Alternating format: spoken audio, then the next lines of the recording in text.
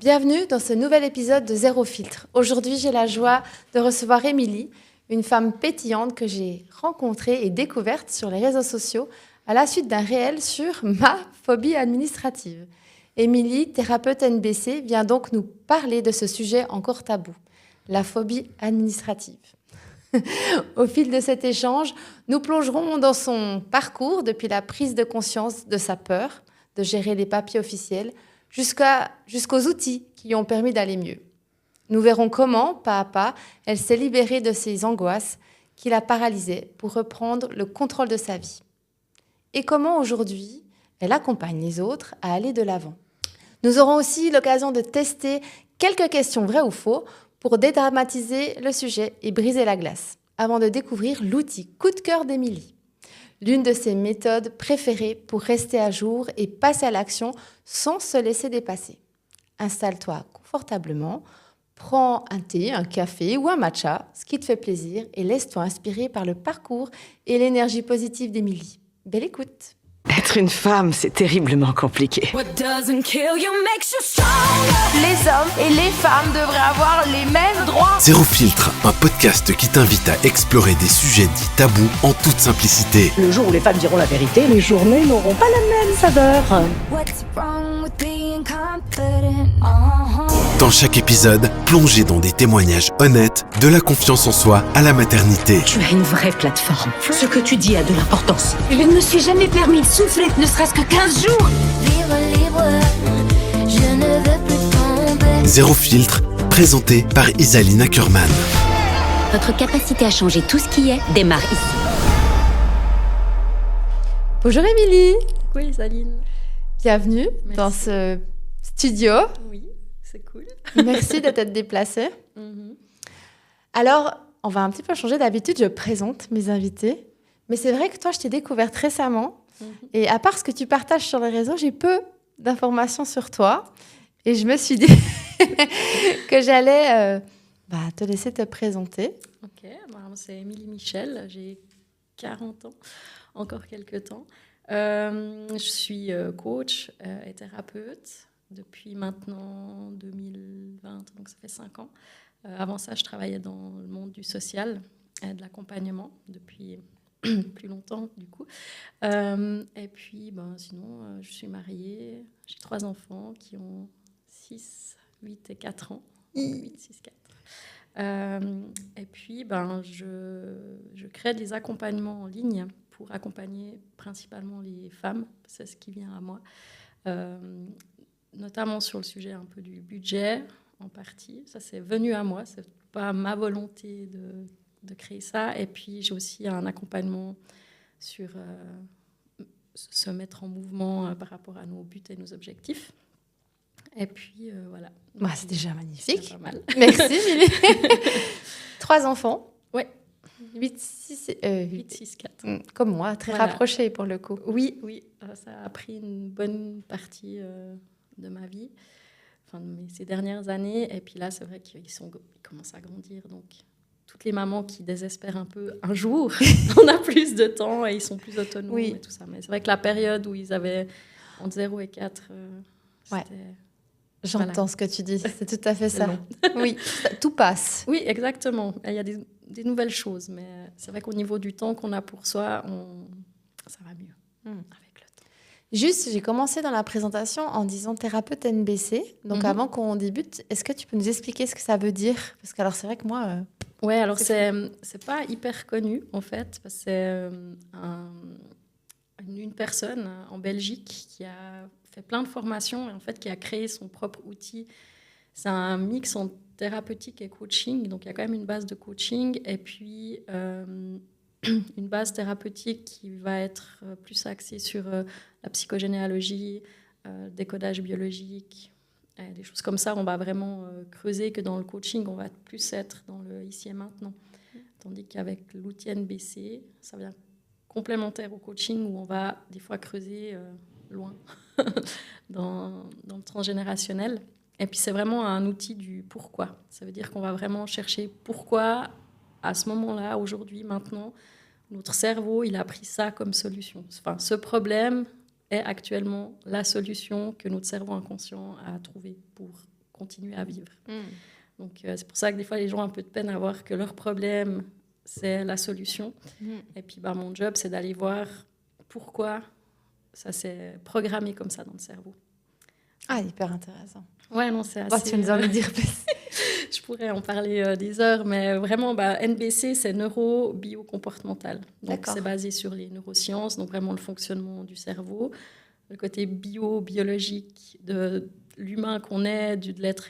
On est des êtres grégaires, enfin voilà, notre cerveau, il a évolué, mais il garde en lui ce qui nous a permis d'évoluer en tant qu'homme depuis il y a longtemps.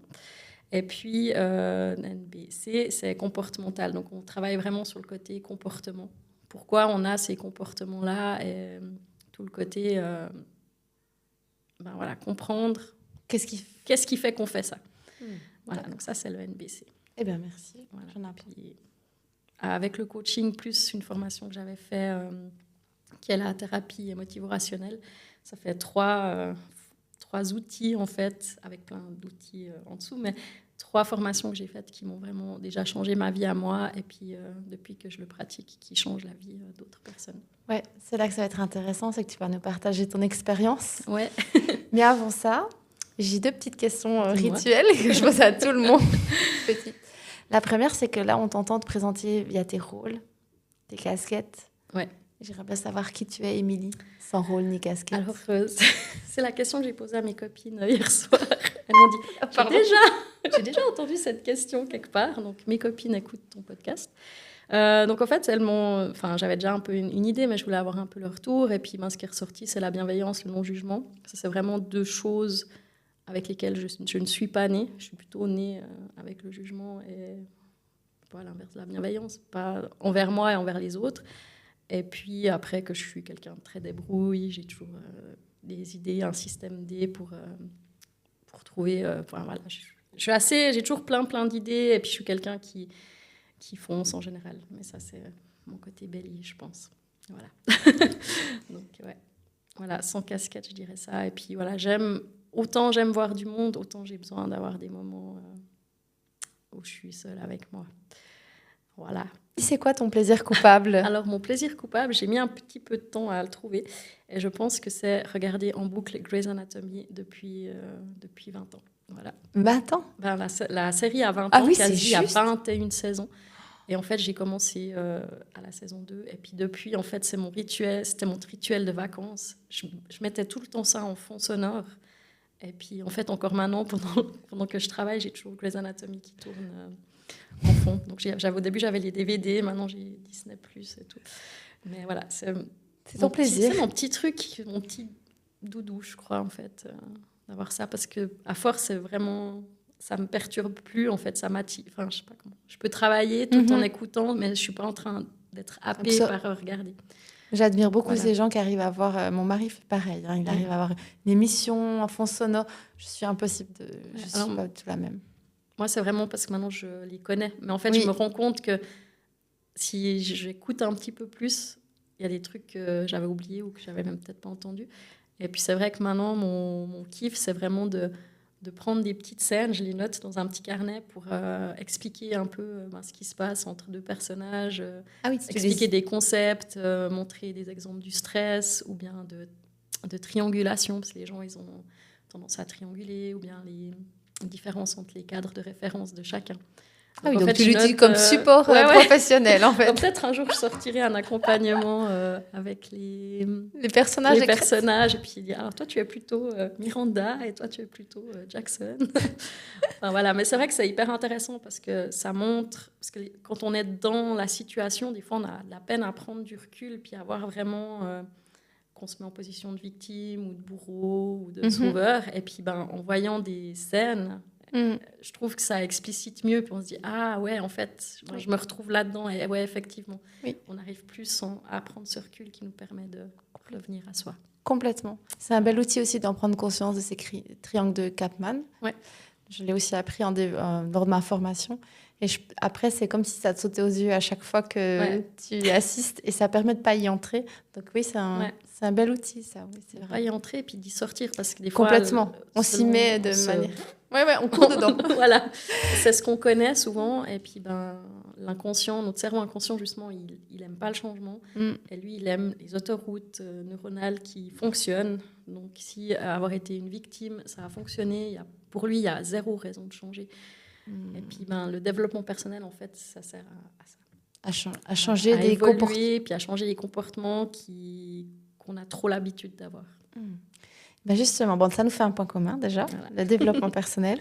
Et puis, maintenant, ça nous faisait un deuxième point commun parce que moi aussi, j'ai connu des moments difficiles dans ma jeunesse qui, je pense, ont eu des répercussions sur ma vie d'adulte par rapport justement à la phobie administrative. C'est pour ça que j'en ai parlé sur les réseaux, parce que je parlais avec une copine que j'avais peur des fois d'aller au bancomat. J'étais en mode... Oui, comme ça, je cache, vraiment ridicule. Et c'est la première fois que j'osais en parler. Puis ma copine, elle me dit, mais en fait, je suis la même que toi. Hein. Moi, je vais pas à la boîte aux lettres, par exemple. Je dis, mais comment tu fais et tout.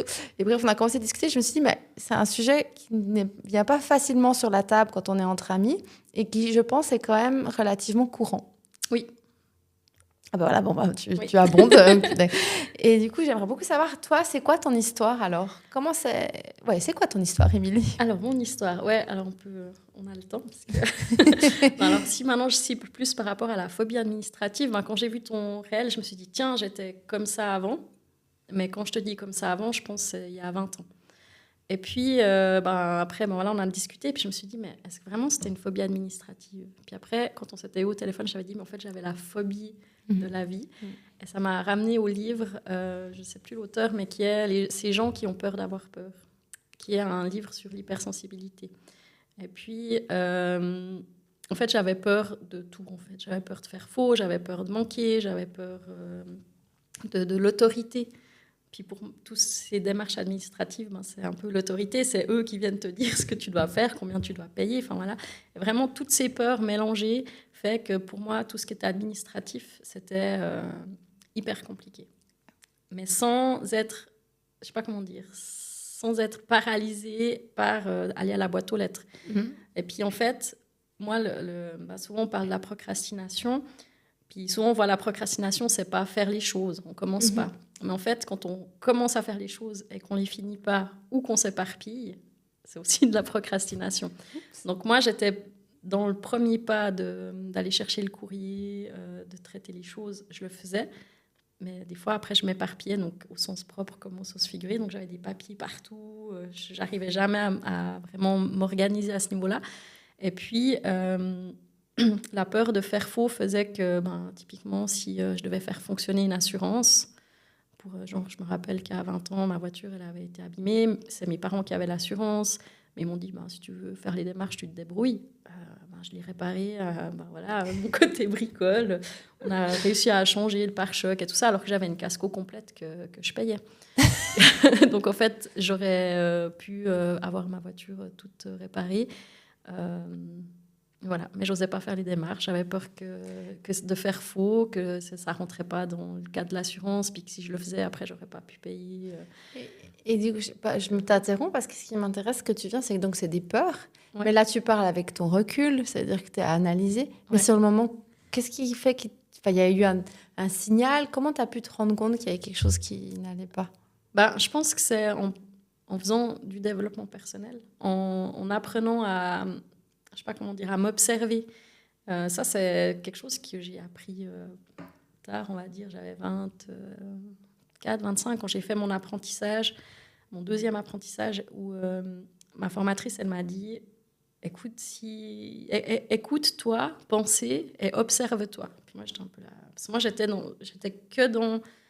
Je sais pas, dans un espèce de truc où j'étais pas bien, mais je savais pas quoi faire d'autre. Et puis elle m'a dit, écoute tes pensées, et puis observe-toi. Puis c'est vrai que dans les formations, dans le social, on dit souvent de se mettre en position méta pour justement quand on a une situation avec une personne accompagnée, on reprend la situation, on la retravaille, comment on peut faire différemment.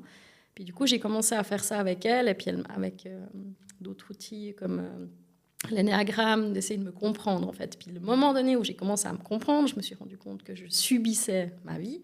que je subissais les autres, que je faisais tout en fonction des autres, que je faisais rien pour moi, en fait. Et puis, on ne vit pas quand on fait comme ça. On reste dans un truc vraiment...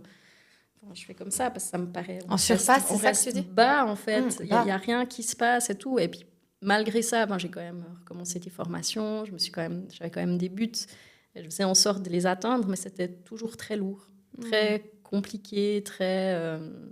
des mauvais choix, des mauvaises personnes, un entourage pas terrible. Et petit à petit, quand même, les choses ont évolué vers le mieux. Et puis, vraiment, ce premier déclic, ça a été d'écouter mes pensées. Et donc, puis, ce premier déclic est venu d'une personne externe. Oui. Je pense qu'il y a plusieurs personnes qui ont jalonné mon parcours et j'ai quand même l'impression qu'on ne peut pas dire qu'on se fait tout seul. Je pense que l'extérieur vient nous éclairer des zones d'ombre ou sous le tapis. Les pareil. Et puis, les deux, des fois, oui, tu as raison. Et puis, c'est là que j'ai commencé à comprendre mieux ces peurs, en fait, que j'avais, dont la peur de l'administratif. Mais comme je te disais, c'était vraiment plus l'autorité, la peur du manque, la peur de faire faux, je pense, qui font que j'avais un petit peu cette phobie administrative. Et la procrastination, chez moi, c'est vraiment de l'éparpillement et puis de ne pas aller au bout des choses. Et comment tu as mis le doigt dessus ?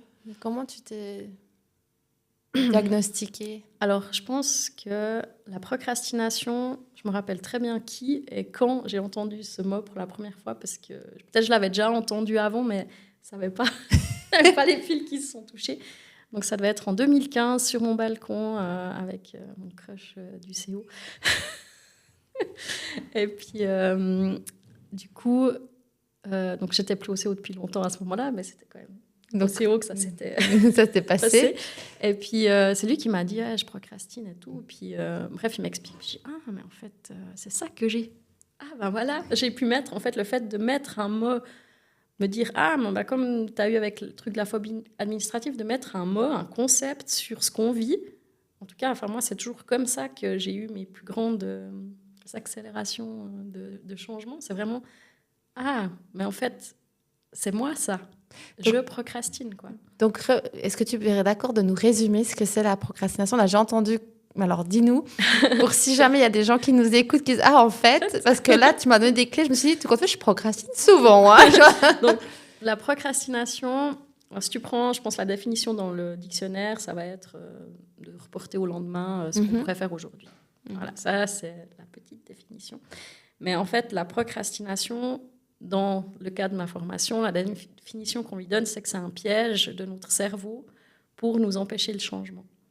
Ça veut dire que notre cerveau inconscient, qui fonctionne très très vite, qui est un cerveau qui nous tient en vie, le cerveau qui fait que quand tu es en voiture puis que tu as un chat, un ballon, quelque chose qui passe devant, tu freines presque avant d'avoir vu le ballon.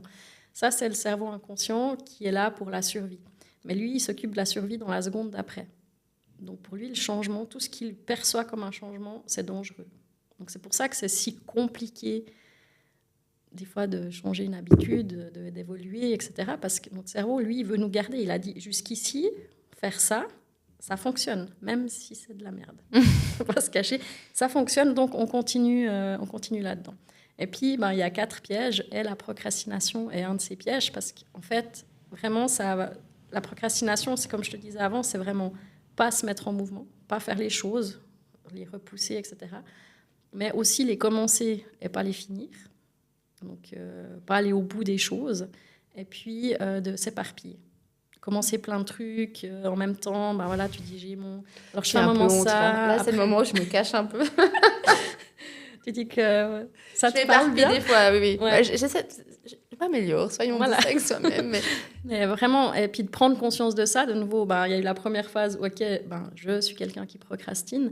Et puis, du coup, quelques années après, parce que la formation NBC, je l'ai commencée fin 2021, j'ai dit, j'avais déjà le concept, mais voilà à quoi ça sert. Et puis, des fois, en tout cas, c'est vraiment propre à moi et propre à chacun, mais pour moi, de comprendre, vraiment de passer par ce côté psychoéducation, de comprendre pourquoi je fais ça comme ça, pourquoi je fais ça, de comprendre pourquoi, ça me permet de changer d'angle et puis de dire, en fait, là, pourquoi je procrastine ce truc-là, se prendre ce rendez-vous, c'est quoi qu'il y a derrière? Ok, je prends un exemple qui va peut-être parler à beaucoup de femmes, mais prendre rendez-vous chez le gynéco, quand on y va pour les grossesses, il n'y a pas de souci, il y a les rendez-vous qui se font, puis quand on doit aller pour notre contrôle annuel, des fois, je vise personne, mais on peut avoir tendance à procrastiner. Complètement. Puis, même à le repousser, puis on prend rendez-vous, puis non, mais ça ne joue pas, en fait, on annule le rendez-vous. Enfin, voilà, toutes ces choses-là, c'est un petit peu notre inconscient qui le dit, parce qu'en fait,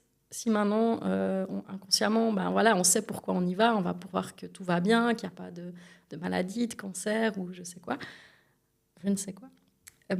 on n'y va pas parce que si on y va, on va savoir. Et puis si ça change quelque chose, c'est dangereux. Donc l'inconscient, il fait soit repousser les choses, s'éparpiller. Puis un des autres pièges, ça va être le côté amnésie où on oublie complètement, enfin je ne sais pas si ça t'est aussi déjà arrivé, mais où tu oublies le rendez-vous, tu oublies que tu dois prendre rendez-vous, tu oublies que tu voulais faire ça. C'est des mécanismes de défense un peu. C'est une sorte de mécanisme de défense de l'inconscient pour garder les choses comme elles sont, parce que même, c'est pour ça qu'on dit le problème, c'est la solution. Parce que même si actuellement, notre cerveau, lui, on est encore vivant. Donc pour lui, c'est suffisant. Lui, il n'a pas d'objectif autre que d'être vivant dans la seconde d'après. Donc lui, changer, c'est hyper flippant, quoi. Il veut pas. Il s'organise pour rester dans ce qu'il connaît. Rester dans le connu, en fait. Ouais, exactement. J'ai entendu beaucoup le mot peur au début, que tu disais, toi, tu avais plein de peurs. Hein. Est-ce que tu es d'accord de nous partager qu'est-ce qui fait que tu avais toutes ces peurs? Écoute, ça, je pense que c'est encore un truc que je dois creuser parce que c'est un petit peu le coaching. On fait, OK, maintenant tu fonctionnes comme ça, tu as peur de ça.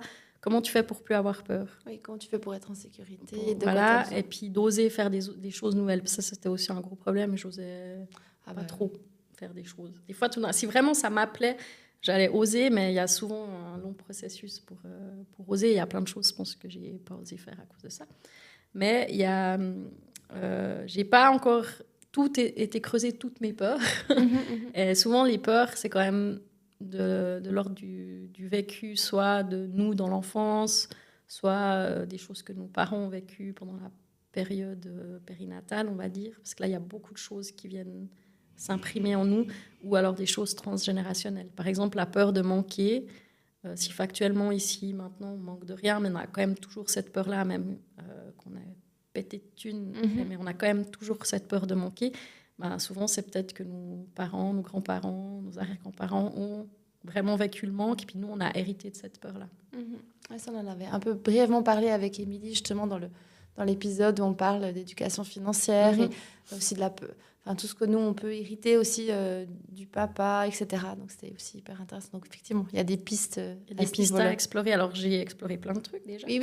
Mais pas vraiment la peur du manque, parce que justement, je navigue toujours un petit peu entre ces deux techniques. C'est que des fois, de faire vraiment le coaching pur où, OK, tu as peur de ça, qu'est-ce que tu peux faire pour diminuer cette peur?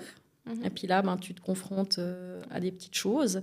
C'est ce que je fais moi en accompagnement aussi. Ouais, voilà, puis du coup, des fois, tu débarrasses des trucs, tu n'as pas eu besoin d'aller vraiment chercher le pourquoi. Puis les choses qui vraiment, en fait, malgré tout ce que tu peux mettre en place, ça continue à être compliqué, là, faut aller creuser. Puis c'est vrai que tout ce qui est la peur du manque, peur de faire faux et peur de... Je ne sais plus ce que je disais encore. Ça, en fait, en me confrontant, en m'entraînant, en faisant typiquement faire des téléphones, c'était la paralysie totale pour moi. Mais vraiment. Et ce qui était rigolo, c'est si c'était pour le travail. Donc j'étais au travail, je devais faire un téléphone. Pas de souci. Quand c'était des téléphones pour moi, perso, typiquement pour faire mon permis, ce qui m'a le plus freiné dans le fait de passer mon permis, c'est que je devais téléphoner à un moniteur, quoi. C'est fou, c'est vraiment un frein à vivre, en fait. Ouais. Et puis c'est frustrant, parce qu'en fait, il y a plein de démarches qui découlent de faire ça. Et puis vraiment de devoir le faire dans le cadre de mon job. Puis plus je prenais des jobs un peu à responsabilité, plus les gens que je devais appeler, si c'était pour des réseaux, je devais appeler le curateur, je devais appeler toi, plus des gens de plus en plus Important pour toi. importants ou avec ce truc de l'autorité, enfin voilà. Oui. Et en fait, plus je me confrontais à ça, plus en fait je voyais que je gérais, puis la peur, petit à petit, elle a diminué. Ouais. Qu'est-ce que tu ressentais dans ces moments un peu où justement tu n'oses pas appeler? Écoute, j'essaie de me replonger et puis je crois que je me suis rendu compte, du coup, en lisant tes questions un peu avant et puis de me replonger, mais je me rappelle pas ce que je ressens parce que je pense qu'il y a des choses que j'ai oubliées. Mm-hmm. Et puis je pense qu'à cette période-là, j'étais comme... Je m'interdisais de vivre les émotions, donc j'étais comme coupée en deux entre mes émotions et mes ressentis, en fait. Ça, hyper intéressant. J'ai dû me reconnecter un petit peu, puis j'ai aussi découvert au fil, de nouveau, l'hypersensibilité. Je vois un livre, je lis le résumé, et je dis, mais putain, ça parle de moi. Et je lis ce livre, et j'étais là, mais je mets un mot de nouveau dessus. Donc en fait, ce que j'entends, c'est que tout le long de ton chemin, il y a eu vraiment des grosses prises de conscience, et qu'il y avait une reconnexion. Enfin, parce que j'essaie de me dire, les gens qui sont actuellement en train de vivre ça, ils pourraient se dire, ce qu'il y a au bout, c'est la reconnexion avec des émotions, et vivre, en fait. Parce que tu me dis, avant, tu n'étais pas connectée, puis tu vivais pas. Voilà, j'ai vraiment l'impression qu'au fil, mais même encore maintenant, parce que j'ai eu un peu cette croyance à un moment donné, dire, ah voilà, maintenant c'est bon, j'ai fini le travail sur moi, j'ai fait 3 ans de thérapie, c'est tout bon. Et puis jusqu'à la prochaine vague, en fait, puis au prochain truc que tu dois régler. Et surtout quand tu deviens maman, il y a un petit peu tout il y a tout un nouveau monde. Toutes les cartes sont redistribuées, on recommence. Donc c'est vrai que j'ai l'impression, pour prendre un petit peu ce truc de connecter, que j'avais des choses, comme j'étais un tableau électrique, puis je viens reconnecter au fur et à mesure.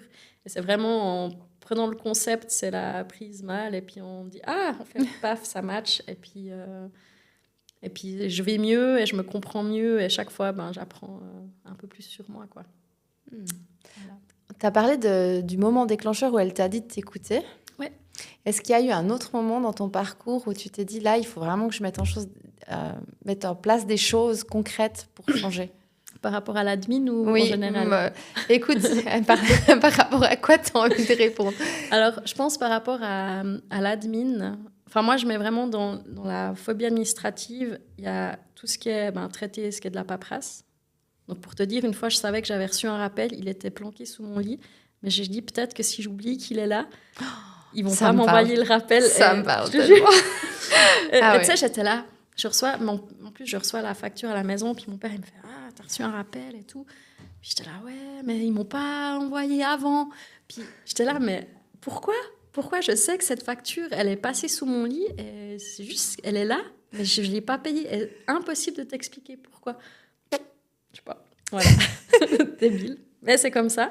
Et puis, pour moi, dans l'administratif, il y a souvent les gens que j'accompagne qui me racontent qu'ils ont cette peur d'aller chercher les factures. Le courrier, on ne va pas se mentir, c'est souvent des trucs qu'on doit payer. C'est plus des lettres d'amour, c'est sûr, à un moment donné. Quand on reçoit un truc avec écrit à la main, on se dit « Ah !»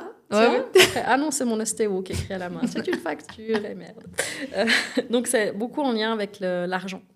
Et c'est vrai que pour moi, on m'a toujours dit depuis toute petite que je suis hyper dépensière.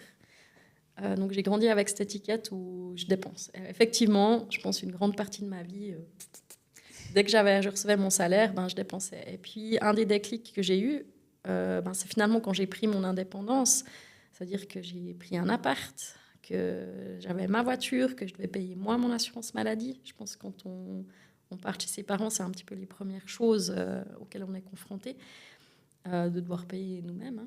Et puis là, je me suis dit, je recommence une formation. Donc j'avais 24, 25 ans. Donc j'avais déjà gagné de la thune, mais je n'avais pas fait d'économie, rien, quoi. Donc oui, mes parents ont été un petit peu derrière. C'était un peu mon filet de sécurité, sans pour autant qu'ils me payaient. C'est juste si, une fois, j'ai dû changer de lunettes, j'avais pas, donc j'étais chez mes parents, ils m'ont prêté l'argent, puis après, je les ai remboursés. Donc, ça a vraiment été ce moment-là où je me suis dit que je devais me responsabiliser, sinon j'allais me retrouver dans la merde, on va dire autrement. Donc, c'est là que j'ai commencé à faire un budget, mais je te parle de ça, c'était il y a 15 ans, quoi, où je me suis dit, OK, qu'est-ce que je dois payer, quand, combien... maintenant, le salaire arrive, je paye mes factures. là, assez instinctivement, j'avais... parce que moi, je voyais mon papa, comment il gérait ses papiers. Il avait un classeur pour la banque, un classeur pour ci. En plus, il avait une entreprise. Donc, tous ces petits classeurs et tout ça, ces feuilles classées. Puis, moi, je suis plutôt nature bordélique. Donc, mes feuilles, c'était par là. Par là. Donc, voilà. Et puis là, je me suis dit, OK, je vais déjà tout réunir, même si finalement, c'est que dans une caisse. Au moins, je sais... C'est dans la caisse. C'est dans la caisse. Donc, quand je dois aller faire une offre d'emploi puis qu'il me faut mon CFC que j'ai fait il y a 20 ans, je sais, il est dans la caisse. Puis, la caisse, elle est assez grande, mais tu sais que c'est là-dedans. Et puis, typiquement, une fois que je savais que j'avais organisé mon argent, aller à la boîte aux lettres, c'était beaucoup moins compliqué. Ça a vraiment été, une fois que j'ai fini ma formation, que j'ai eu un job assez bien payé, où ça venait moins flippant. Mais c'est vrai que quand je vivais avec... faut voir, c'était il y a 15 ans en arrière, mais j'avais pas 2000 francs par mois pour payer mon loyer, ma voiture, mes assurances. C'est vrai que c'était un peu flippant si on s'était fait flasher ou s'il y avait un imprévu, ça devenait compliqué. Mais j'ai arrêté de voir typiquement les choses normales que je devais payer, genre les pneus, des réparations sur ma voiture ou Seraf, c'était Bilag à l'époque. De voir ça comme une surprise. Je savais qu'un jour, dans l'année, ils allaient arriver et puis il fallait que j'anticipe. Donc, depuis là que ma phobie, elle s'est calmée parce que je gérais mieux mon argent. Donc, la première outil, action concrète, ce serait faire un budget et prendre le contrôle sur des choses qu'on pense qui viennent tomber de nulle part. Mais non, on sait qu'elles arrivent, donc on reprend le contrôle. Donc, c'était vraiment et puis, commencer aussi à m'intéresser à toutes ces choses-là, assurance, etc. De commencer à faire les démarches, puis à oser poser les questions. Parce que pendant longtemps, je ne posais pas les questions parce que j'avais peur. Oui. Je pensais que je devais tout savoir. Oui. Et puis, une fois que j'ai réussi à poser les questions, en fait, les gens, ils me répondaient, puis c'était plus clair et ça faisait moins peur. Et justement, est-ce que tu as des outils ou des méthodes ou une routine qui t'ont aidé, que tu peux partager ? Il y a déjà le truc, mettre le courrier, prendre le courrier tous les jours, si possible. Oui, Zaline, écoute tous ce les qu'elle jours, dit, Émilie. De l'ouvrir, de regarder ce que c'est, et puis de mettre à une place. Oui. Ah, ouais. Ça paraît tout con dit comme ça. J'ai l'impression de dire une platitude, mais non. Est-ce que je peux te couper ? Oui. Non, c'est pas du tout une platitude. Parce que j'ai vécu étudiante aussi dans un appartement où j'arrivais pas à finir les fins de mois. Et je pense qu'il y a vraiment quelque chose à creuser si d'autres personnes nous écoutent par rapport justement au manque de l'argent, la peur, tout ce qu'on contrôle pas, etc. Parce qu'effectivement, je pense ma peur d'aller à la boîte aux lettres vient clairement de là, tu vois. Et souvent, maintenant, je dois me rassurer. Mais tu as raison, d'aller à la boîte aux lettres, d'ouvrir le courrier, je veux dire, tous les jours, et de le classer, c'est vraiment un outil. Ouais. Ça permet déjà de plus avoir peur d'ouvrir, en fait. Ouais. Et comme j'ai parti dans mon réel, j'essaie de me rassurer, de me dire... Tout va bien. Isaline, t'as 43 ans, t'as plus 18, t'as des revenus, puis combien même, t'as plein de solutions si jamais. Ouais. Enfin, d'essayer de s'offrir ce temps. Donc, non, ce n'est pas une platitude, c'est un vrai outil pour les gens qui ont peur. Voilà, donc ouvrir le courrier tous les jours et le mettre tout à la même place. Même pas le classer, juste le mettre à la même place. Et si possible, le moins... Alors ça, j'ai appris dans une autre formation sur l'organisation, le moins de gestes possible. Donc c'est pour ça, quand tu dis classer, oui, il faut prendre le classeur, ouvrir le classeur. Ça fait beaucoup de gestes, en fait. T'as raison. Et en fait, le moins de gestes possible, ça veut dire le plus court trajet. Ouais, mais en fait, moi, j'ai une fourre où je fous tout dedans. Voilà. Et puis après, le plus court trajet, tu regardes chez toi, puis tu dis, OK, c'est... la boîte aux lettres, elle est là, ma porte d'entrée, elle est là, là, j'ai un meuble. OK, je mets un bac, une fourre, n'importe, et je mets ça dedans. Comme ça, quand il faut aller chercher, on n'est pas dans ce stress qui fait... quand on stresse, on ne peut pas réfléchir. Donc, on n'est plus dans ce stress de dire, putain, j'ai mis où cette facture, j'ai reçu ce truc, machin, j'ai perdu, je vais recevoir le rappel, etc. Donc, ça, c'est une des premières astuces. Vraiment, le plus court trajet, le truc où on sait que ça va nous demander le moins de changements possible. Et puis, maintenant, il y a beaucoup de factures qui viennent par mail. Oui. Bon, ça me plaît bien, moi, parce que ça fait clic, clic, clic, puis c'est bon. Tu les mets où ? Pour pas oublier de les payer. Tu payes direct ? Ouais, je les scanne direct, du coup. Ok.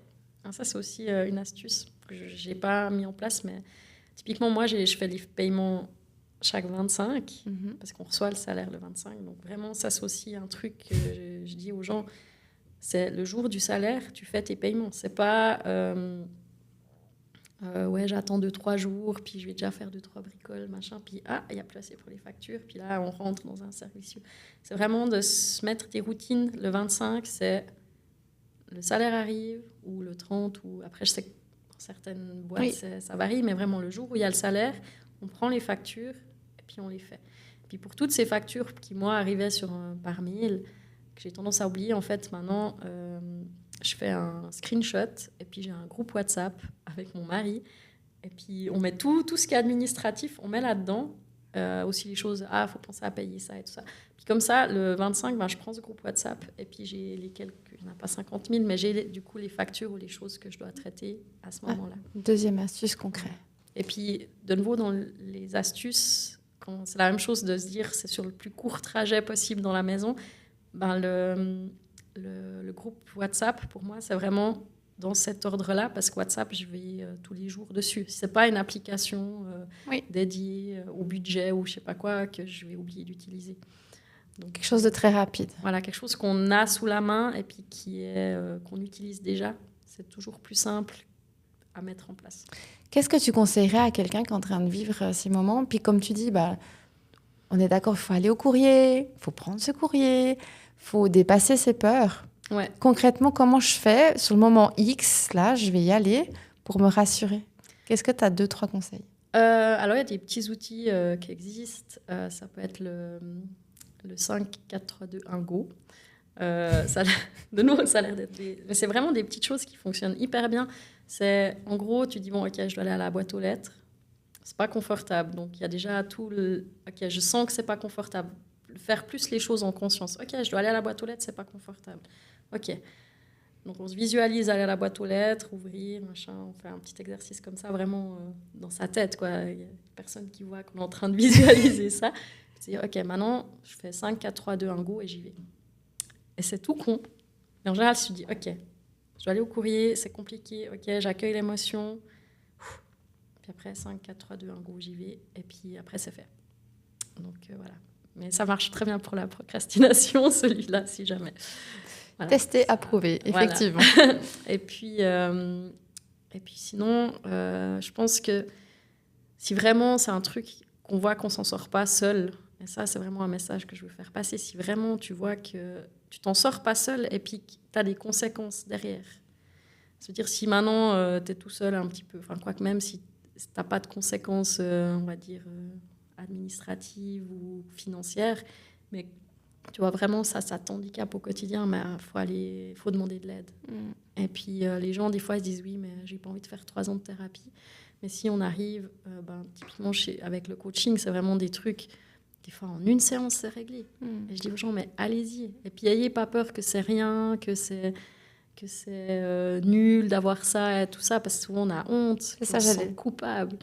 En fait, c'est bien que tu mettes ces 2 mots-là, parce qu'effectivement, il y a la honte, la culpabilité, de ne pas pouvoir s'en sortir tout seul. Ouais. Donc oui. Et non, demander de l'aide. Et puis, ça peut être demander de l'aide à son conjoint, à son partenaire, d'oser en parler, et puis dire, mais écoute, est-ce que toi, tu peux t'occuper de ce côté administratif? Parce que moi, je ne suis pas bien avec ça. Puis des fois, de s'enlever la pression, déjà, ça va mieux. Il y a de la disponibilité pour faire autre chose. Moi, j'avais lu un astuce qui m'avait beaucoup aidée à l'époque, autant pour mes tâches que j'aime pas faire, qu'autant pour mes projets où je procrastine un peu parce que simplement ça me plaît moins. C'est que je pouvais dire à mon cerveau, écoute, on commence là. C'est genre, allez, on fait 30 secondes, 2 minutes, puis si ça te plaît pas, tu t'arrêtes. Ouais. Donc ça marche très bien moi, pour les tâches vraiment, genre déclaration d'impôt, voilà. Je dis ça, puis en fait, après, vu que j'ai commencé, vu que je suis dans l'action, en fait, souvent, je termine. Je ne m'arrête pas. Parce qu'en fait, mon cerveau sait que, de toute façon, si ça ne plaît pas, je lui ai dit qu'on s'arrêterait. Enfin, je sais pas, j'avais lu que c'était un... Qu'est-ce que tu en penses? Alors, ça me fait référence à 2 outils que j'utilise. C'est justement la négociation de l'inconscient, qui va être de dire, OK, d'habitude, on n'aime pas faire ça. Mais aujourd'hui, on se donne la permission de le faire pendant 5, 10, 15 minutes ou plus. Donc ça, c'est un des outils que j'utilise. Et puis, le truc de mettre un timer de 5 minutes, 10 minutes, 15 minutes. Puis, des fois, de voir qu'en 15 minutes, tout ce qu'on a pu fournir comme effort et le résultat qu'il y a, en fait, c'est déjà énorme. Mais le truc qui qui nous pompe l'air, je sais pas, ranger la chambre des enfants ou dire ok, bon, bah, j'ai pas envie. 15 minutes, on se met un petit podcast. Zéro Musique. filtre. Zéro musique, filtre, merci voilà. Émilie. En fait, c'est un outil qui fonctionne très bien. Puis on met le timer de 15 minutes, puis quand ça sonne, des fois, on se dit allez, je remets 15 minutes. Et puis, dans le cas de la formation, on a aussi des tests de personnalité. Puis il y en a un qui est pour apprendre à connaître ses motivations profondes, donc vraiment les trucs qu'on kiffe. Après, c'est long, je pourrais en parler pendant un moment, mais d'associer une chose qu'on n'aime pas avec une chose qui nous fait du bien. Pas forcément se dire pas sur le principe de la récompense. Hein. C'est vraiment, c'est difficile pour moi de me motiver d'aller marcher, mais se dire ok, en fait je vais marcher, puis pendant que je vais marcher, déjà je suis tranquille, il n'y a personne qui vient sans mon temps, on sait qui c'est, personne. Et puis j'écoute un podcast. Puis j'écoute un podcast soit qui va me sentir reliée aux gens ou qui va m'apprendre quelque chose selon les tempéraments qu'on a, ces motivations-là. Puis en fait, aller marcher, ça sera peut-être toujours pas monstre qu'ils font au début, mais de se dire j'ai 1 heure pour moi pour écouter mon podcast tranquille. En fait, hop, on va marcher 1 heure tous les jours sans effort. Oui. Donc il y a aussi tout cet aspect-là des motivations profondes qui est... D'associer, donc tu dis quelque chose que tu n'aimes pas avec quelque chose que tu adores en fait, voilà. quelque chose qui te te fait plaît. du bien, qui t'enjaille, t'es content. Voilà. Et puis typiquement le ménage, moi faire le ménage, voilà. Mais faire le ménage en écoutant un podcast et puis en me focalisant peut-être sur le résultat, en faisant un petit 5, 4, 3, 2, 1 go avec un petit chronomètre. Ah ouais. Allez, tu cumules les outils Tu là, mets c'est tout bon. dedans. Et puis c'est bon, quoi, ça passe bien. Est-ce que tu as un outil chouchou, un outil coup de cœur que tu es d'accord de nous partager? Tous ces outils-là, je les utilise et puis vraiment, c'est des outils qui me permettent de fonctionner, d'aller mieux et d'être plus efficace et d'être plus près de moi, en fait. Mais s'il y a un outil qui a changé ma vie, c'est vraiment l'outil de la thérapie émotivo-rationnelle que j'ai appris dans le cadre de mon travail, qui lui, il appelle ça le schéma ABC. Donc, c'est un outil qui permet de comprendre que ce n'est pas l'événement qui crée l'émotion, mais la pensée qu'on a entre le moment où on vit l'événement et on a l'émotion. Et puis, de comprendre ça a clairement changé, parce que je me rendais compte que Tu peux le répéter, Émilie, comme ça on va Donc, bien comprendre. Donc, c'est le ABC. Après, moi, je l'ai un petit peu amélioré, mais déjà, si on commence par la base, c'est que ce n'est pas les événements qui nous créent les émotions. Parce que dans ce cas-là, c'est-à-dire les chiens, tout le monde aurait peur des chiens. Enfin, voilà. Mais c'est vraiment la pensée qu'on a au moment de l'événement qui va créer l'émotion. Alors, je ne parle pas là, justement, les phobies, je trouve que c'est un peu plus compliqué. Mais si maintenant, on parle plus, c'est pour ça que moi, j'ai un peu fait évoluer l'outil, on a l'émotion au début, mais une émotion, ça dure 30 secondes, même 2 minutes, mais après, c'est fini. Mais ce qui fait qu'on reste dans l'émotion, c'est tout le blabla interne.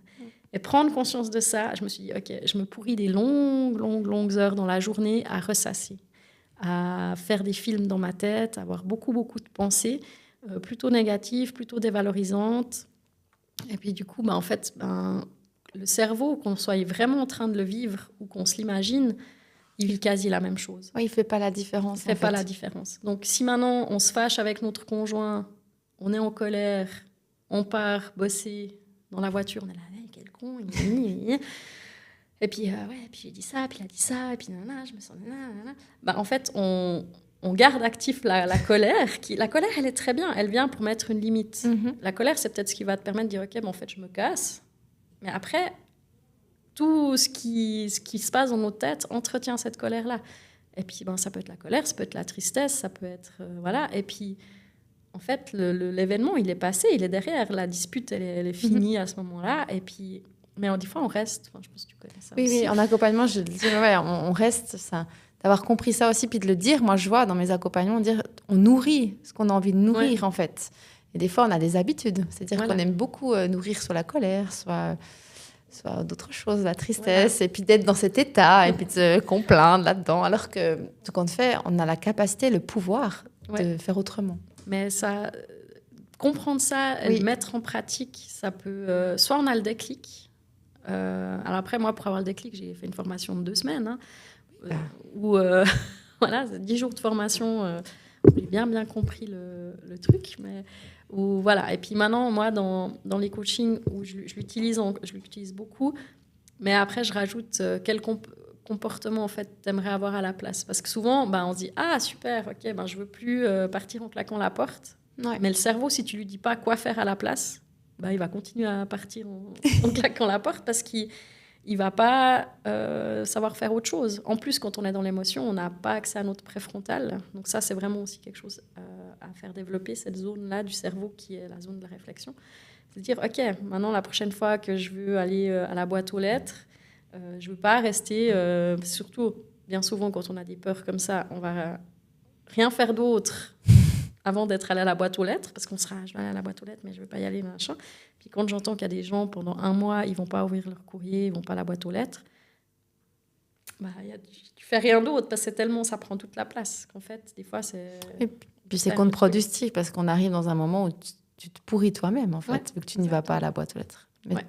Mais tu as raison, il y a eu des moments, je me souviens, étudiante, que ça a gâché toute ma journée. Parce que j'étais vraiment complètement, je sais pas, noyée sous ce souci-là, en fait. Ouais. Clairement, c'est pour tout.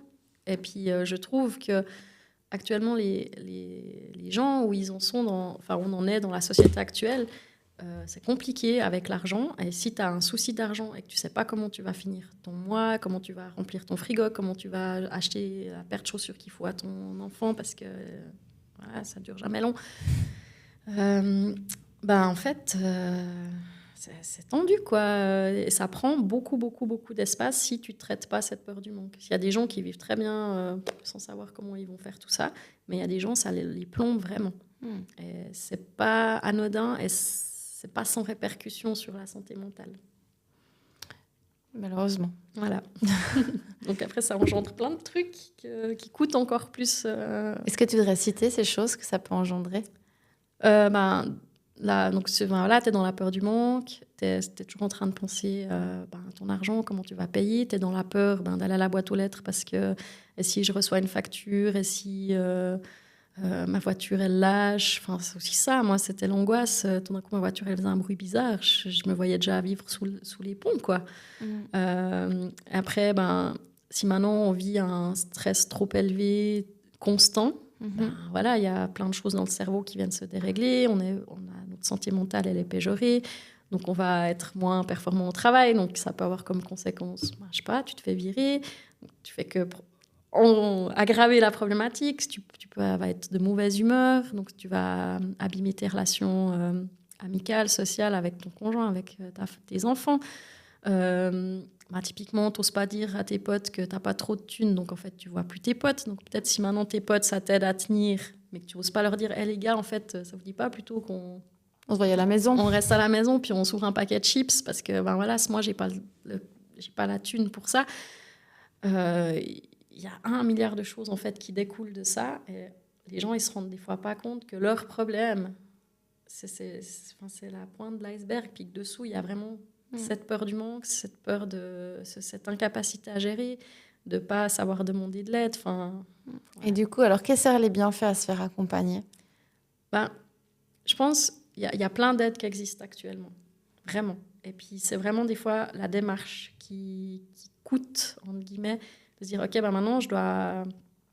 ma honte et moi, et ma culpabilité, on va aller demander de l'aide. C'est pas facile, parce que je pense qu'on est beaucoup à avoir été dans une société, dans une enfance, dans un contexte où on ne dit pas les choses, on ne dit pas quand ça va mal, ça ne joue pas. Alors maintenant, ça c'est en train de s'ouvrir, et c'est tant mieux. On ne va pas demander de l'aide, on doit se démerder tout seul. On ne va pas aller voir un psychologue, parce que les psys, c'est pour les fous. Ça, j'ai quand même l'impression maintenant que ça change, mais il y a encore, on ne va pas se leurrer. Et puis, je ne sais plus c'était ta question. Je dis, c'est quoi les bienfaits ? Les bienfaits, c'est qu'en fait, déjà, on n'est plus seul à porter le fardeau. Et souvent, déjà, on peut déjà déposer un bon paquet. Donc déjà, on est là, on dépose, et puis tout ce qu'on a déposé, déjà, à moins qu'on le reprenne, il y a des gens qui s'amusent à faire ça, mais en général, on dépose le truc, puis waouh, ça fait déjà un poids en moins. d'en parler autour de soi à des gens de confiance. Mais même, comme tu disais, t'en parles à une copine, tu dis « Ah putain, on vit la même chose. Ok, qu'est-ce que toi... » Enfin voilà, déjà, on peut avoir des fois des petits conseils, des idées, comment vivre. Puis des fois, en fait, ça ne fonctionne pas du tout. Mais voilà, ça peut déjà être une étape. Et puis vraiment, après, on n'est plus seul à porter ça. Et puis, il y a quelqu'un qui est là. Et puis, tout le principe de l'accompagnement, c'est avoir quelqu'un à côté de soi qui comprend notre problème, qui n'est pas dans le jugement, qui a peut-être des ressources que nous, on n'a pas, des connaissances que nous, on n'a pas. Et puis, on n'est plus seul dans son caca. Et puis du coup, ça fait qu'après, je pense que tout a un impact, c'est systémique, tout a un impact sur tous les autres domaines de notre vie, en fait. Ouais. Mais il y a la honte et la culpabilité, on doit les prendre avec. On doit leur dire, allez, viens. Ouais. Et puis, on est tous dans le même bateau. Et puis, je trouve que la honte et la culpabilité, en fait, ils ont un rôle à jouer dans notre évolution. Mais c'est vraiment... C'est le piment d'Espelette, faut pas en mettre trop. Et voilà, c'est juste, ça vient dire, ok, là, il y a quelque chose, je ressens de la culpabilité, ok, c'est quoi qui se joue là? Puis vraiment d'être un petit peu toujours dans ce mode détective, de dire, ah, tiens, là, je sens que ça coince, ah, mais je ressens de la honte, mais pourquoi je ressens de la honte là?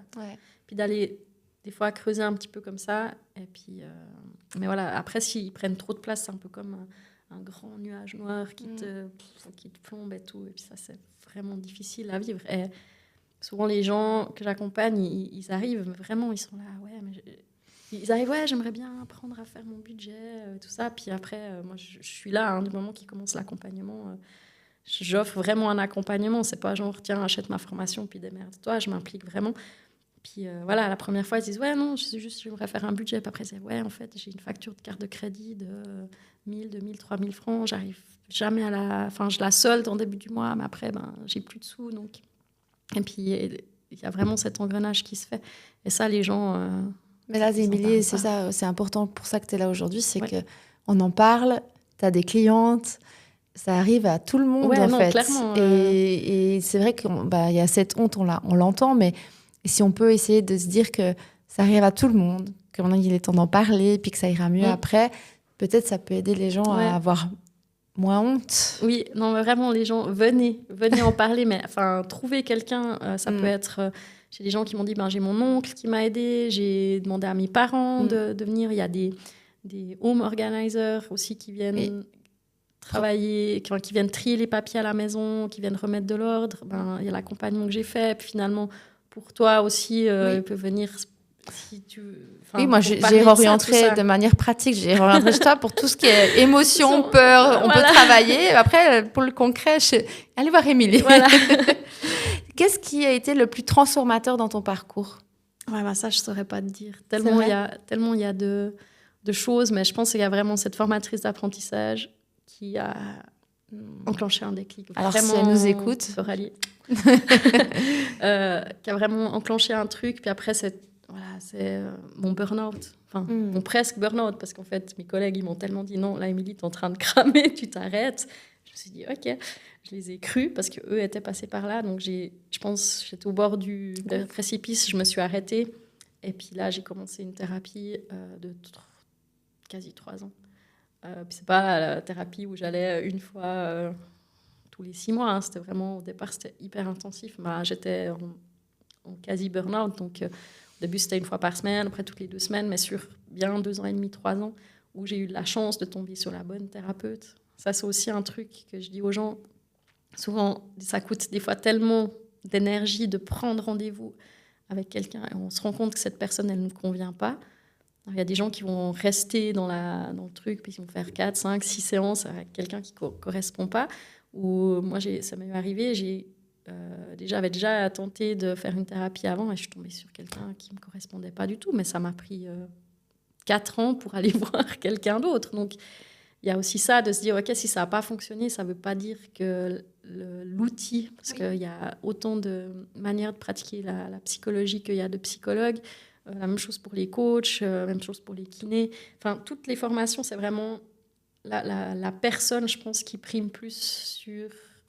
l'outil en fait et le lien qu'on a avec la personne. Donc si on se sent pas à l'aise avec une personne, qu'on se sent jugé, parce qu'il y a des thérapeutes qui jugent, quelqu'un qui est pas bienveillant, qui nous donne des conseils qui nous parlent pas, en fait next, faut pas non plus perdre trop de temps. Des fois, il faut quand même faire 2 séances pour être sûr, mais s'il y a quelque chose en nous qui dit non, ben, ça ne sert à rien de lutter, parce que ça veut dire qu'on vient lutter contre notre inconscient. Et puis, On est là pour travailler justement. on est là pour avancer, échanger, et puis pas pour être moins bien, en fait. Donc, on a le droit de faire plusieurs speed dating de thérapeutes. Exactement. Vous allez voir, C'est ça- peut-être un truc à inventer, là, où tu réunis plein de thérapeutes, puis comme ça, les gens Ah oui, ils viennent. c'est vrai que moi, quand j'ai commencé aussi ma thérapie, il a fallu que je fasse 2-3 rendez-vous avant de trouver quelqu'un qui me convient. Ouais. Mais voilà, ça fait partie de la démarche aussi. Voilà. Et puis, c'est pas quelqu'un qui a... Parce que des fois, on se donne des numéros entre copines. Oui. Mm. Des fois, ça marche. Des fois, il y a le match et des fois pas. Et là, la thérapeute sur laquelle je suis tombée, ça a matché. Et puis, en fait, après, ça allait... Vraiment, quand j'ai fini ces 3 ans de thérapie, j'ai fini, quoi. Tout va bien dans ma vie et tout. Voilà. Après, j'ai eu d'autres trucs à régler. Mais voilà. On ça a ouvre une été porte. Vraiment de ne pas avoir honte, de se dire non, mais en fait, je vais pas si mal, je vais pas avoir besoin d'une thérapie, mais en fait, ben si. Mais on gagne du temps, j'imagine, moi. J'ai l'impression, ouais, on gagne en temps, puis plus on avance, plus on gagne en qualité de vie. Donc, il y a vraiment ce truc, à un moment donné, aussi, des fois, j'ai des gens qui disent « Ah, j'ai fait 3 séances, ça allait mieux, j'ai arrêté. » Puis je dis « Bah, c'est OK. » Mais ça veut pas... Tu vas pas avoir cette fausse illusion que moi, j'ai eue, où c'était fini, et puis que j'étais prête. Encore un peu de travail. Alors, Émilie, qu'est-ce que tu dirais à ton toi, je sais pas, peut-être avant la thérapie, ou est-ce qu'à ton toi d'avant le déclic de Coralie, Ouais. qu'est-ce que tu lui dirais si tu l'avais en face de toi? Je dirais que ça va aller, puis il faut continuer. Enfin, je me suis rendu compte en préparant, j'avais une très mauvaise estime de moi, mais j'avais confiance en moi. Oh. Parce que je voyais que j'étais capable de faire des choses, mais je l'attribuais toujours à l'extérieur. Je disais parce que j'ai eu de la chance. Et jamais finalement à mes compétences. Enfin, à mes qualités, à ce que je suis moi. Donc, ou alors c'est l'inverse, j'avais de l'estime, pas de la confiance. Je sais pas. Bref, c'est un peu... C'est encore un peu flou. Voilà, mais je pense que je lui dirais que ça va aller, puis il faut continuer à y aller, quoi. À poursuivre, puis que tout va passer, tout passe. Tout passe, tu le dirais? Du moment qu'on s'intéresse à ce qui nous arrive et qu'on prend ce recul et qu'on conscientise les choses, c'est notre plus grand pouvoir, je pense, de faire évoluer les choses. Et bien, du coup, où c'est qu'on peut te retrouver, Émilie? Oui. Non, où c'est qu'on peut te retrouver et qu'est-ce que tu offres? On n'a pas parlé de tes accompagnements. Je ne sais pas si tu as envie de justement en parler. Ouais, alors on peut me retrouver sur Insta. Où je t'ai découvert. Où tu m'as découvert, voilà. Et pourquoi Cookies d'ailleurs? Ah, pourquoi Raconte-nous. Cookies? Alors, pardon, j'ai pas dit aux gens, c'est Cookies Coaching. Cookies Coaching, ouais. Alors, Ouais. Cookies Coaching, c'est venu parce qu'en fait, j'adore faire des cookies. Ah. Vraiment, c'était ma passion. Parce qu'en fait, je le faisais. Je me disais, au moins, les gens, ils vont m'aimer, j'amène des cookies. C'était vraiment, je te dis ça il y a 20 ans, quoi. Je faisais des pâtisseries tout le temps. Et en fait, je me suis spécialisée en cookies. Et puis, après, quand j'ai commencé à faire la formation de coaching et tout ça, je me suis dit, mais les cookies, c'est aussi sur Internet. C'est tous des petits trucs qui viennent s'enregistrer dans l'ordinateur pour faciliter l'expérience, etc. Puis je me suis dit, dans notre cerveau, il fonctionne aussi comme ça. Donc il y a vraiment le fait que j'adore les cookies, en faire et les manger. Et puis, ce côté, la métaphore avec notre cerveau fonctionne comme un ordinateur. Et puis lui aussi, il prend des choses pour faciliter la vie. Et des fois... Mais il ne facilite pas la vie dans le même sens que nous, on l'aimerait. Voilà, ouais. nous, on aimerait que ça nous facilite pour faire des choses et tout ça. Puis lui, il prend ça pour nous garder dans ce qu'on connaît, et où on est bien dans notre zone de confort. Donc voilà, qui n'est pas confortable du tout en vrai. Donc voilà. On peut te retrouver sous le nom de Cookies Coaching. Donc j'ai un site qui c'est cookiescoaching.ch. J'ai un compte Instagram qui s'appelle Cookies Coaching, une page Facebook que j'ai renommée Check ton budget. Et sur Facebook, j'ai aussi un groupe Facebook où on parle justement de tout ce qui est budget. En accès libre, du coup? Ouais. Ok. Enfin, il faut passer par groupe là. qui s'appelle Les pâtes, c'est la vie, les économies aussi. Voilà. J'adore. Donc, c'est un groupe que j'ai créé de base pour mettre à disposition les outils que j'ai créés pour moi. Donc, un fichier Excel pour faire son budget, une petite marche à suivre pour faire son budget et la méthode des enveloppes. Oh, top. Donc, en fait, les gens parlaient de budget. Moi, je disais, mais je peux t'envoyer mon fichier. Et du coup, après, les gens, ils me recommandaient. En fait, je passais mes journées à envoyer des des fichiers. Enfin bref, j'ai dit, je crée un groupe, comme ça, les gens, ils viennent, ils se servent.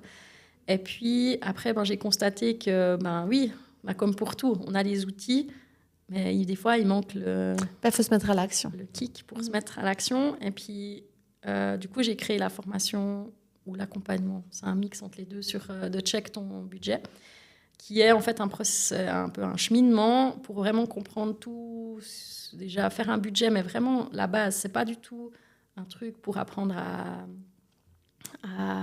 investir ou quoi. C'est vraiment le budget de la ménagère, de se dire, OK, maintenant, j'apprends à faire un budget, j'apprends à annualiser mes frais pour lisser les mois. Puis après, on parle tout du côté aussi émotionnel, les croyances, les valeurs en lien avec l'argent et d'une manière générale. Pourquoi, quand on est triste ou qu'on s'est fâché avec son gars, on va faire une commande Zalando. Tout plein de choses comme ça pour aller avoir une meilleure compréhension de tout ce qui va venir impacter. De tous nos fonctionnements qu'on a, de nos comportements, je dirais. Ouais. Voilà, qui vont venir impacter notre budget. C'est pourquoi, des fois, on donne le conseil, il faut aller faire les courses en ayant mangé. Parce que bien sûr, si tu as faim, tu vas aller te servir, acheter plus. C'est logique, mais on va au-delà de ça. On parle aussi du marketing, comment le marketing est fait pour nous faire dépenser. Donc, voilà. Donc ça, c'est une formation que tu donnes en ligne? Alors, c'est sur une plateforme de formation. Et puis, pour le tarif, j'ai fait une échelle de tarifs solidaires pour que ça soit vraiment accessible au plus grand nombre. Donc, c'est vraiment le but, c'est que même si on a peu d'argent, on puisse accéder à ça. Mais au départ, je la faisais sur un mois. Il y avait 25, mais je pense maintenant, il y a 30 vidéo, audio, donc on peut l'écouter en faisant autre chose, en faisant leur passage, en faisant le ménage, en allant se promener, dans la voiture. Donc c'est vraiment sous forme d'audio pour que ça soit, qu'on n'ait pas besoin de se poser au bureau, etc. Et puis voilà. Top. Et puis, moi, je mettrai tous les liens dans la description du podcast. Est-ce qu'on ne terminerait pas avec un petit vrai-faux? Allez, vas-y. Alors, la phobie administrative n'existe pas, c'est juste de la flemme. Mais bien sûr, c'est que de la flemme. C'est l'expression de mon fils, flemme. Non, alors la phobie administrative existe et ce n'est pas de la flemme. C'est juste, comme je dis, la peur de plein de choses qui se matérialisent en cette phobie. Donc là, et ça se soigne. Les personnes désorganisées sont les seules à procrastiner. Non, je pense qu'il y a des gens très organisés qui procrastinent. Je peux témoigner. Et être bordélique, c'est pas la même chose que d'être désorganisé. Je précise. Et je peux aussi préciser qu'il y a des domaines dans lesquels je vais à reculons et autant déménager, aucun problème de changement, moi. Tu vois ? Ça roule. Donc, tu vois, voilà. La peur de l'échec peut être l'une des causes de la procrastination. Oui, je pense effectivement, si on est très ancré dans cette peur de l'échec, ça veut dire qu'on a vécu des échecs qui ont été mis, je ne sais pas comment dire, on nous a dit que c'était notre faute et qu'on était nuls et qu'on s'est dévalorisé avec ça, fait que du coup on n'ose plus faire les choses et on se bloque parce qu'on ne veut pas revivre ces moments très désagréables. Exactement. Reporter ces tâches administratives n'a pas de conséquences sur le plan financier ou légal. J'aimerais bien, mais non, ça peut vraiment arriver à des situations catastrophiques. Vraiment. Donc, c'est vraiment le truc qu'il ne faut pas... Il faut vraiment rapidement se faire aider. La phobie administrative peut provoquer des symptômes physiques, maux de ventre, palpitations, insomnie. Bah oui, comme toutes les phobies. Ça peut vraiment porter préjudice sur le quotidien. Et j'aime beaucoup celle-là parce que souvent on l'entend.